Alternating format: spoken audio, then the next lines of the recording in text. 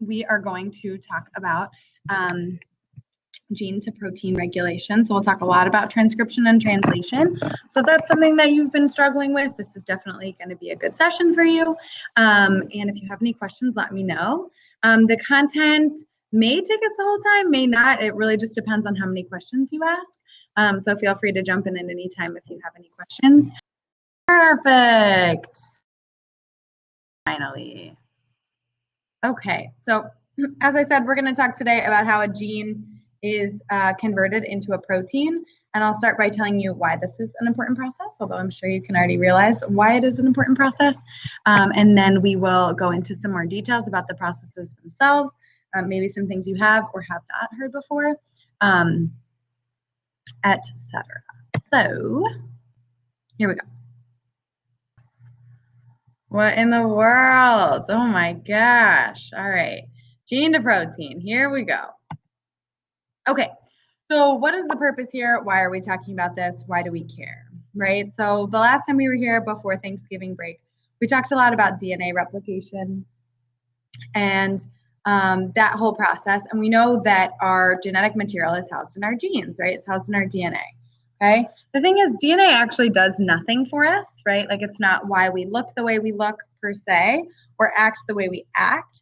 The reason we look the way we look and act the way we act is all because of proteins, right? And so obviously the DNA is what's coding for the proteins. So in turn, we say that DNA is the way that we look, and act the way we act. But DNA doesn't actually create phenotypes and things like that we can actually see. That's all going to be based on proteins and protein interactions. So DNA is just the master code, right? But it's not actually the thing doing anything for us.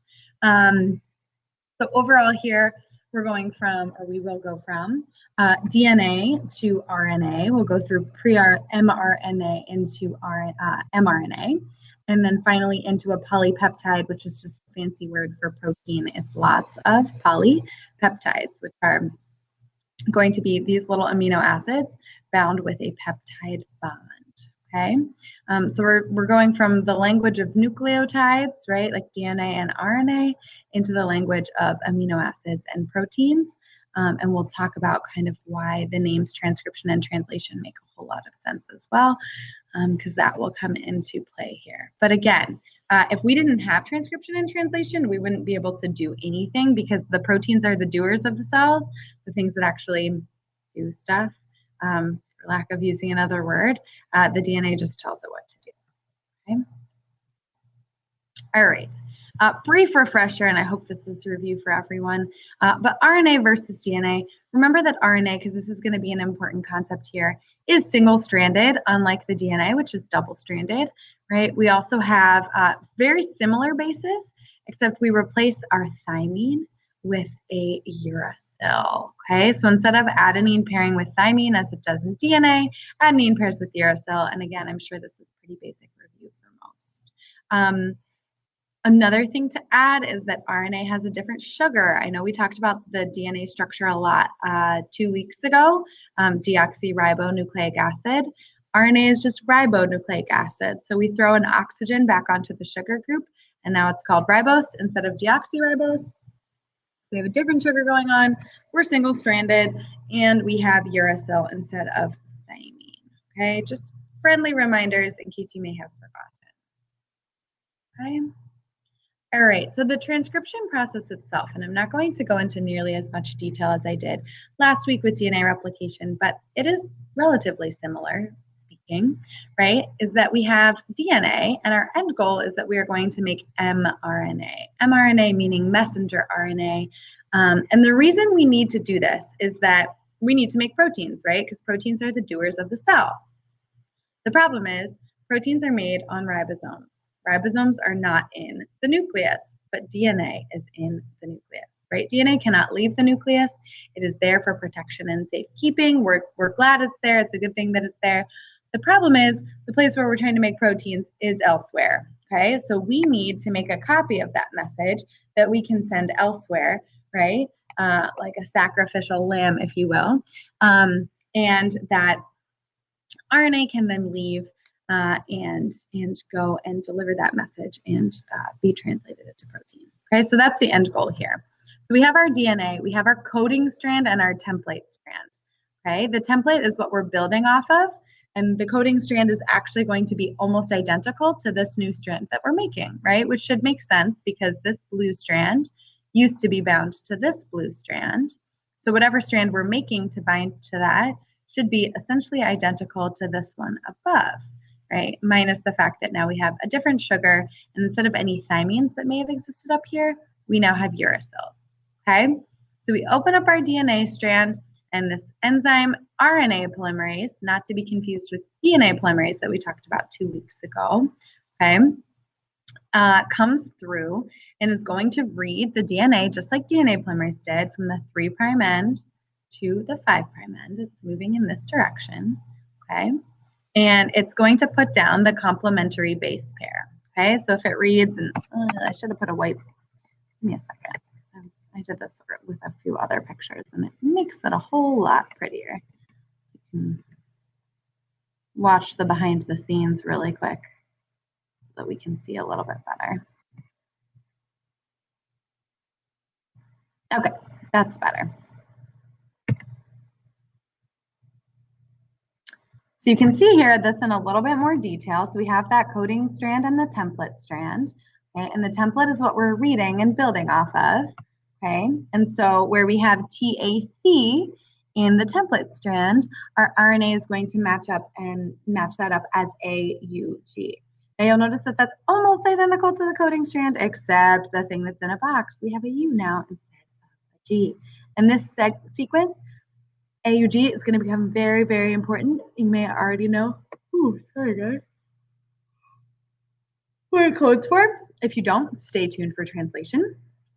But it's going to serve as our start codon. But again, pretty simple process. I'm not going to go into too many details about this part because it's more important to talk about how this RNA that we just built is processed, because that's something that's not really talked about in an intro level biology class, but it's really important, and it allows us to have a lot of different proteins from fewer amounts of genes. Okay? All right. Any questions about this initial process? Looks like we're okay for now. Okay. Perfect. I'll keep cruising then. All right. So here's where things get a little different. And I should preface this by saying that when I talk about mRNA processing, like on this slide and the next, this is a process that happens in eukaryotes only. So I've seen free response and multiple choice questions that kind of ask students to compare and contrast transcription and translation in eukaryotes and prokaryotes, and we can definitely talk about that at the end if we have time. But this is one of those, we can talk about other things, this is one of those things that you can definitely talk about, is that eukaryotes actually process their mRNA. There's a really tricky free response about this, I think in 2016. And prokaryotes do not. So what happens here? So this pink strand is the pink strand that we saw on the previous page, the RNA that you see at the bottom. That's basically just an identical copy of half of our parent DNA, okay, minus the U's instead of the T's and the different sugars, okay? So we get this really, I'm so sorry, really long mRNA. And the first thing that we do is at the 5' end, we put something down called the 5' cap. Okay, and you can see that with this G because it's a guanine cap. Okay, we put that at the 5' end. That 5' cap, and I have this written in a couple slides for you, serves as the guide. It's a method of protection for sure, because it's kind of like putting a oh my gosh, why can't I think? Like a helmet on the end, or like a, what are those things that keep books up? Those bookkeep rubbers, something on the end to kind of seal the end off. But it's also going to be the guide for this mRNA. So the mRNA needs to go find the ribosome next so that we can make protein. And this 5' guide will get it out of the nuclear pore, out of the nucleus, and it will help it to bind with the ribosome in order for translation to take place. Okay, so that's the really important thing at the end of the 5' end. At the 3' end, we have something called a poly-A tail. Poly-A tail. And again, I have that written down for you in a few slides. But basically, there's a bunch of adenines at the end of the 3' end. And the reason for that is because when this mRNA leaves the nucleus, There are enzymes in the cytosol or the cytoplasm called exonucleases, and I have that written down for you as well. But those exonucleases are going to snip off bases from the 3' end of single-stranded genetic material. So I'll say that one more time. But the exonucleases are going to snip off bases from the 3' end of single-stranded genetic material. mRNA is single-stranded genetic material. The reason we have exonucleases, because it seems silly that we would have something that's going to continually be attacking one end of our mRNA, is because a lot of viruses and bacteria have single-stranded genetic information. So this is a defense mechanism against viruses and bacteria, but in turn, it makes it so that we need to put a bumper, right, or a guard at the end here so that none of our actual important message is being cut off when exonucleases come through and start trimming the 3' end. Okay, it's kind of like those bumper guards. If you've ever seen a bumper guard on a car, like those rubber guards that you put on the end, like, okay, you can scratch this part. Like in Chicago, there's no way that you're not going to get your bumper hit all the time. Okay, so it's like, okay, you can scratch this part off, right? Because the thing that I actually care about is protected. Okay, that's our 3' poly A tail. And I have that, again, typed up for you in a bit. So the other thing is the message in between, okay? Exons and introns. So instead of what you may have learned about before, where you just learned, yeah, there's mRNA and it leaves the nucleus and goes to the ribosome, right? That mRNA, technically, that gets made as a direct copy, we call it actually pre-mRNA, okay? And it needs to be processed more fully, okay? And so we have two different regions of that mRNA. We have something called introns and something called exons. And basically what happens is this protein called the spliceosome is going to splice. And if you've ever edited a movie before, like on iMovie or anything like that, you've seen a splicing tool before. We can come up with an analogy for that in a second. But basically, this spliceosome is going to cut out the introns and glue together the exons. So we've removed these portions. These are going to become the non-coding portions. They'll stay in the nucleus. Introns stay in the nucleus. They'll get broken down and reused. And exons are the things that actually exit the nucleus and form the mature mRNA that can then leave the nucleus and go code for protein. Okay, so the introns are not going to be coding for protein because they don't get to leave as part of the messenger RNA, whereas the exons do get to leave, and those are going to be the coding regions. Okay. Now, the kind of interesting and the helpful part about this is that an exon, and bear with me, I have a couple examples for this. An exon is not always an exon, and an intron is not always an intron. What I mean is we can cut out different parts each time, right? And that will give us a different message that will make a different protein. So fun fact, we have about 25,000 genes in our cells, but we can make about 100,000 proteins out of those genes, right? And if you just follow the central dogma, DNA leads to RNA leads to protein, then that doesn't make a whole lot of sense, that we can have 25,000 unique DNA pieces leading to 100,000 unique protein pieces, okay? And the answer to that kind of confusing phenomenon is that we have alternative splicing, right? So we can cut out different sections of the message, and it will give us a different mature mRNA that will lead to a different protein, still from the same gene, okay? And this is a little bit of a confusing topic, so I came up with a bit of an analogy. We're going to edit a sentence, and I'll show you how we can get different messages from the same starting message. Before we do that, though, let's talk about some key terms. I just talked about a lot. Okay, so exons are the parts that stay in the mRNA and exit the nucleus. So I always remember exons exit, but that's kind of counterintuitive for some. So just remember that those are actually the coding regions that stay in the mature mRNA. Introns get removed from the mature mRNA and stay in the nucleus to be digested and reused. Those are the non-coding regions. The 5' cap is for protection. It guides the mRNA out of the nucleus and it helps with binding to the ribosome. And then the 3' poly A tail protects from those exonucleases that I was telling you about that snip from the 3' end of single-stranded genetic material. Okay? All right. So splicing. Here's an example. This is an example I used with my students a couple weeks ago. They came up with a sentence. So if you hate it, you can blame them. So we're editing a sentence, but this is representing DNA into mRNA, mature mRNA. Okay, so the DNA, the sentence is, Michael Jordan is better than LeBron James.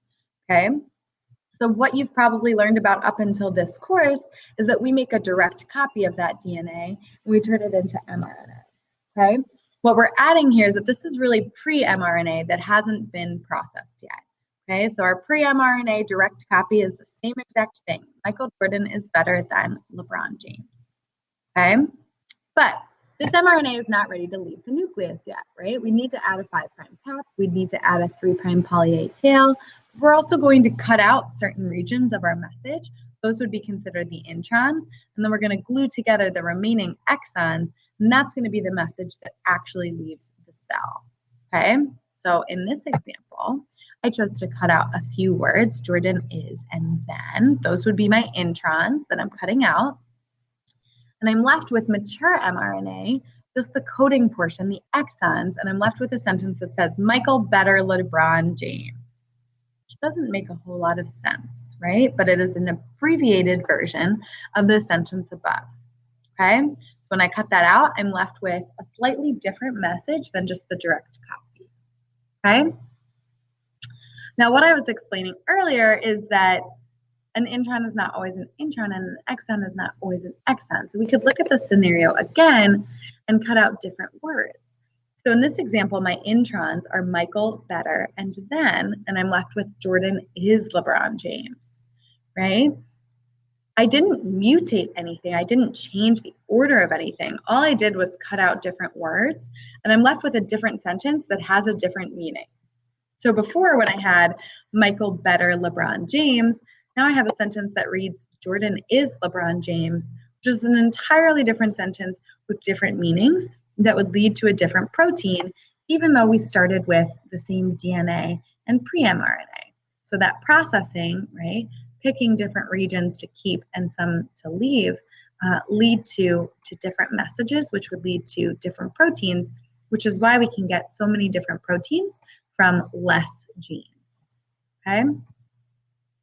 Super important concept, and remember that prokaryotes do not do this process, okay? So again, in that question that I was telling you about earlier that was really tricky, part of the question was knowing that there would be less bases in mature mRNA for eukaryotes, but the same amount of bases in pre and mature mRNA, because there isn't really pre and mature mRNA for prokaryotes. Okay, here's just another depiction of that. We have our pre-mRNA and we can cut out different sections. So here we cut out the green block and we got red, yellow, blue. Here we cut out the yellow block and we got red, green, blue, and they will make different proteins. All right, speaking of making proteins, we don't have very many questions tonight, so this might actually be relatively short, but we'll see. Translation is going to be our next step. So as a review of kind of everything we just talked about, we're going from DNA to mRNA, which can leave the nucleus, and the role of the mRNA is to serve as a template, right, so that we can make protein that corresponds to the original gene, okay? When we go from DNA to mRNA, remember that mRNA has U's in it instead of T's. It has a different sugar. We're processing that mRNA in a couple different ways. We're throwing a 5' cap and a 3' poly A tail on it. And then we are alternatively splicing. So we are left with just exons that are coding for a protein. Remember, the proteins are the movers and the shakers. Proteins are made up of amino acid building blocks. And they're going to be read by a brand new type of RNA called tRNA that will come and drop off the appropriate amino acid based on the codes that it is reading. Okay, so if you have not seen translation before, it's definitely beneficial to take a peek here. If you have seen translation before, the good news that I have for you is that the AP exam we're in AP, there's not really anything extra with translation that you haven't learned about in a more basic class. So I'll talk about it a little less because it's not like there's alternative splicing and all that good stuff that we talked about in transcription, okay? All right, so with translation, we are going to, first of all, bind our mRNA to the ribosome. And the ribosome is this big blue blob. It's made up of something called rRNA, ribosomal RNA. Okay, and our mRNA is going to bind to it, and it's going to read through. Okay, it's going to get pulled through like a conveyor belt through the ribosome. And what happens as it reads through is we read the mRNA in 3 base segments that we call codons, which you can see over here, codon, the 3 base segments. Okay, and we pair them up with something called an anticodon, which is a matching segment. You can see these are complementary to one another on a tRNA molecule, and that tRNA molecule will have a corresponding amino acid that matches up with the code that was given from the original DNA that was transcribed into mRNA. Okay, so that was a lot, but I'll go through it again. And again, I think most people are relatively familiar with this. So if I'm wrong, please stop me. Otherwise, I'll kind of just skim through it. Okay, so our tRNA comes on in and it matches up complementary with whatever bases we're looking at here.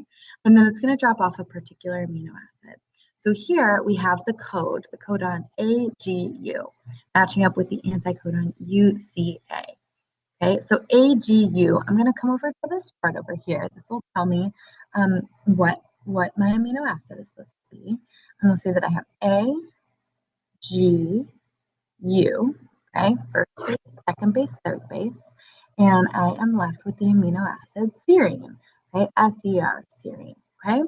And so that would be the amino acid that this tRNA molecule had attached to it at one point that's now somewhere up here. So it would be this green one because it was the second to last one to be put on, okay? Next, I'm going to read the next one, CGU. Okay, and if I go to C, G, and U, I see that we're coding for arginine. So this purple amino acid up here would be arginine, right? And it is formed with a peptide bond, and we are forming this polypeptide of amino acids, right, that are eventually going to be folded up into a tertiary or quaternary protein structure, 3D structure. Okay, so all tRNA is doing is matching up with its complementary bases on the mRNA and dropping off its complementary amino acid. And you can always tell what amino acid it's dropping off by looking at the codon, right? So CGU, ACG, UCA, any of those, and using one of these lovely codon charts, okay? And it will tell you which amino acid it's dropping off. A couple other things with this, if you're not familiar. AGU, I talked about very briefly in the beginning of the session.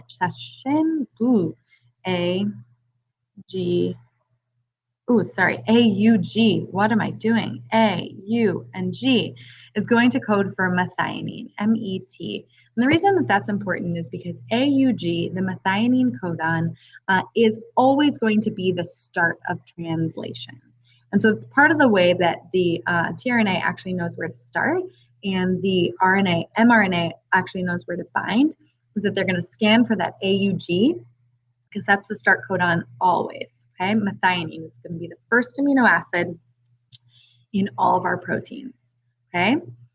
The next important thing is that some of these, and you'll see them up here, like UAA, UAG, and UGA, all of those actually code for translation to stop, right? So when it gets to that codon, right, a little stop mechanism will actually bind instead of a tRNA, and the polypeptide, all these amino acids, will be released to go fold up into the protein that they're supposed to be. Okay, so those are really important as well. They're not going to code for an amino acid. They'll just tell us to stop this process. Questions here? No. Okay, it's pretty basic. All right, here's another example of that, and we see the AUG up here. So it's binding with the anticodon and dropping off methionine. Okay, and again, these anticodons will just come in, they'll pair up with the corresponding bases, and they'll drop off the appropriate amino acid, binding them in between, and then we'll have this long string of amino acids that will fold up and become our protein. Here are a couple different codon charts that you can use. I don't know what your teachers prefer. My students seem to prefer this wheel over here.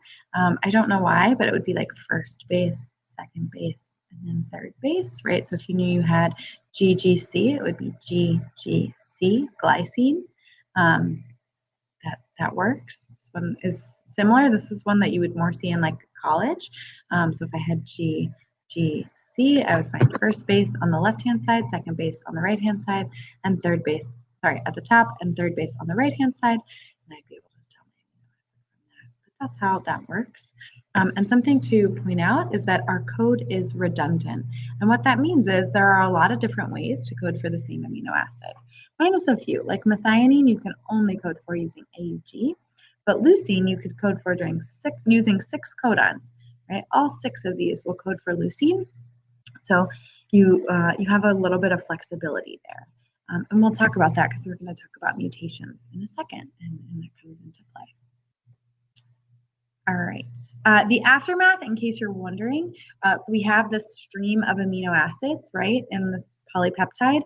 That's going to fold up into either a pleated sheet or an alpha helix, depending on the protein, and then it'll tuck itself into more of a tertiary structure, and then we call it quaternary when we actually combine multiple tertiary structures together. Okay, and there's a little analogy for you too, but if you were wondering kind of what happens with this long string of amino acids, they'll eventually end up in a tertiary or quaternary protein structure. All right, let's talk just a tiny bit about mutations then, and then we're probably going to wrap it up because there's not many of you on tonight and no questions. So we have a little bit of an early night. So mutations, they happen. Some more frequently probably than you would think. Sometimes we don't see the effect of them. Sometimes we do. We're going to talk about that. And they're not always bad, and we're going to talk about that a little bit too. Okay, so there's 2 major categories of mutation that we'll talk about. One is substitution, and one is insertion or deletion.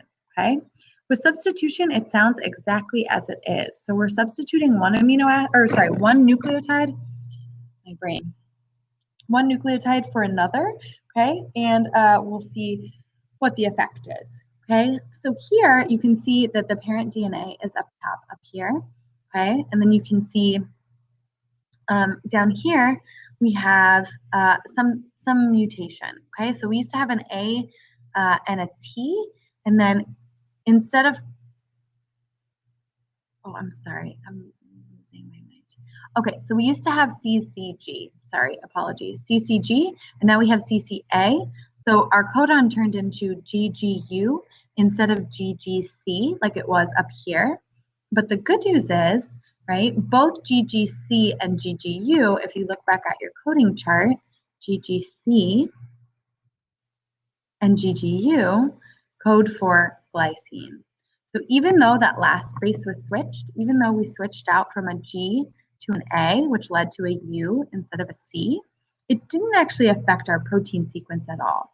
Okay, and remember, our coding sequences are redundant. So sometimes that happens, especially in the third base position of a codon.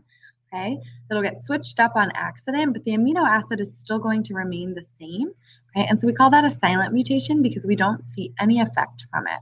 Okay, our protein that we make is exactly identical to pre-mutation.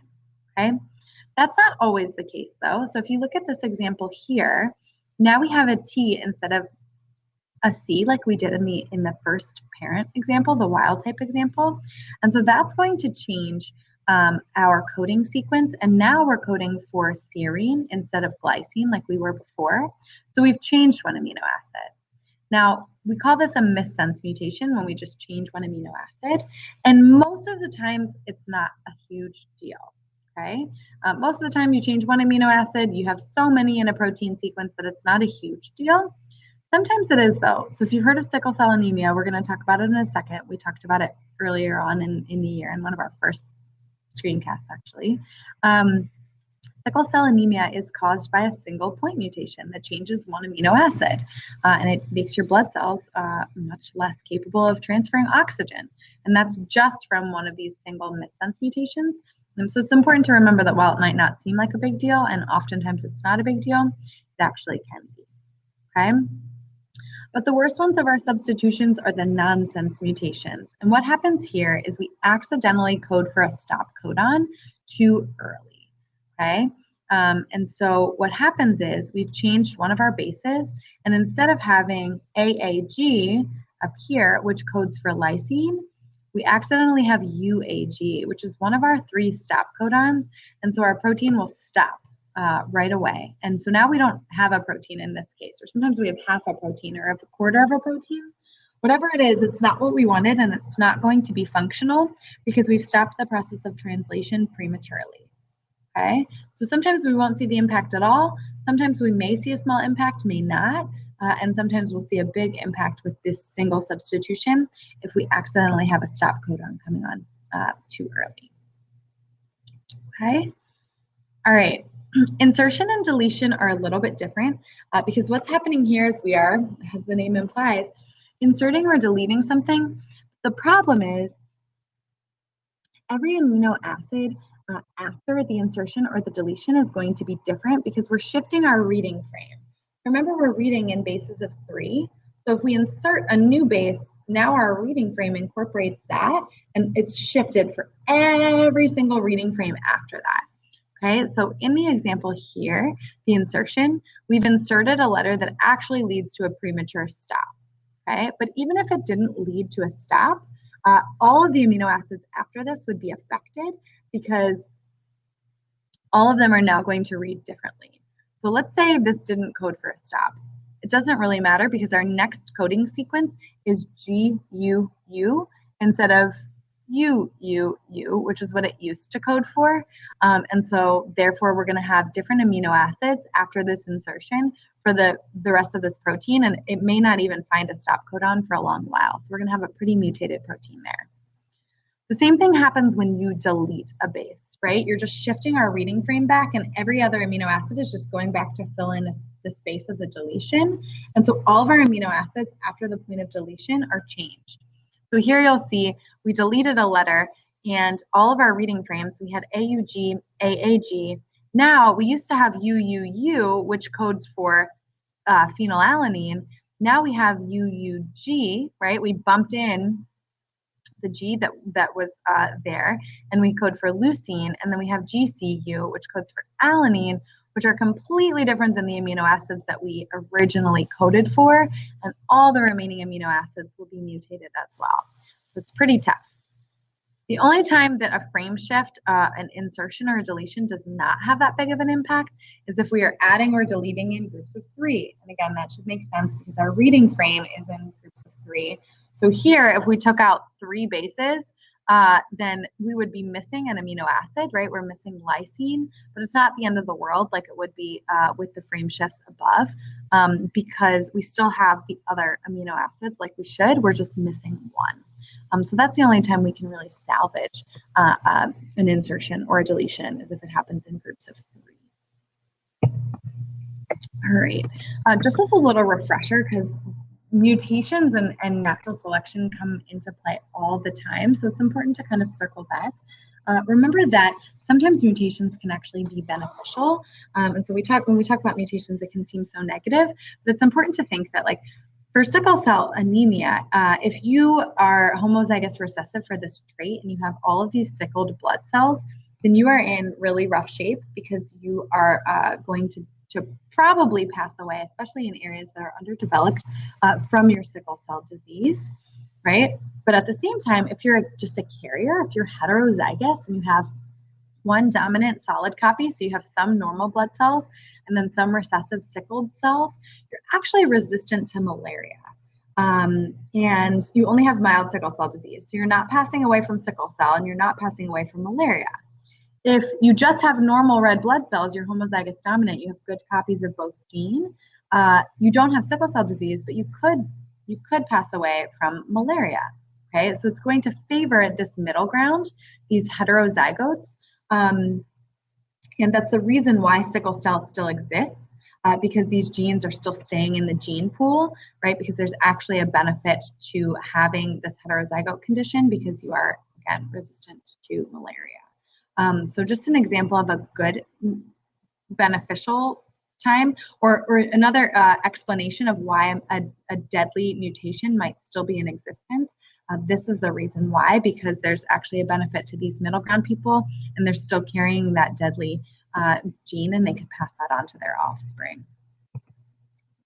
Another example of how mutations can actually be beneficial, well, in this case, they're beneficial to bacteria, not us, but antibiotic resistance, if they have a mutated gene which leads to a mutated protein, sometimes they are able to actually defeat the antibiotics that we have constructed, right? And what happens then is only those that are resistant are the ones that are surviving and replicating, and then we have a population of almost entirely resistant bacteria because they are the only ones that survived and passed their genes on. And so those mutations can be all sorts of types, but usually lead to some sort of mutated protein that provides a benefit to our bacteria. It can also be then usually transferred amongst bacteria as if it wasn't bad enough that they had it to begin with. Okay, so just kind of a closing, coming full circle there, that mutations are not always detrimental as you might think. And variation is the key to life and the key to natural selection and evolution. And so they can be super, super beneficial that way. And they're helpful to things like bacteria all the time. So we can be kind of not so thankful for that, but it's an interesting thing to look into. So that's pretty much it for gene to protein. It's not overly complex, minus the, I don't know, some of the vocab can get a little bit complex. But other than that, it's not too tough. So if you have any questions, let me know. Otherwise, enjoy the rest of your week, and I'll see you. It's a great week. And it was great chatting with you. Have a great night.